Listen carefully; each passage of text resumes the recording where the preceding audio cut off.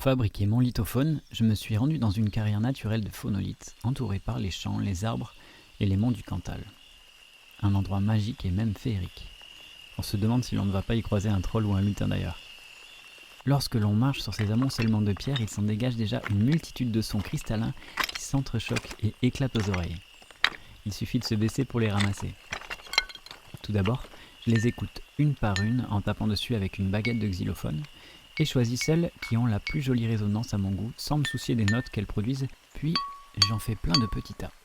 Ces petits tas qui ressemblent à des cairns, je les ramasse ensuite pour les mettre dans mon sac à dos et les ramener à la maison.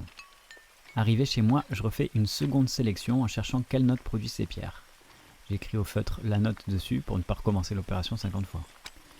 Toutes les pierres que j'utilise n'ont jamais été retaillées. J'ai trouvé des pierres qui s'accordent entre elles naturellement, c'est assez fou. J'ai des octaves quasi justes et tout un ensemble de notes qui fonctionnent parfaitement ensemble.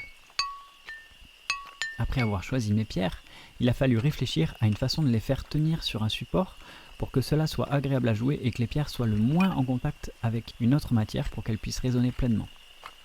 La grande enseigne de meubles jaunes et bleus ne fabriquant toujours pas de support démontable pour lithophone, je décide de demander à mon père, qui est un bricoleur hors pair, de me fabriquer ce support. On décide alors de fabriquer un cadre métallique démontable qui supportera un filet de badminton tendu au milieu. Je lui fournis les mesures dont il a besoin et c'est parti pour la soudure. C'est trop bien. Mon premier clip, Kaléidoscope, sort au mois de mai. Ciao!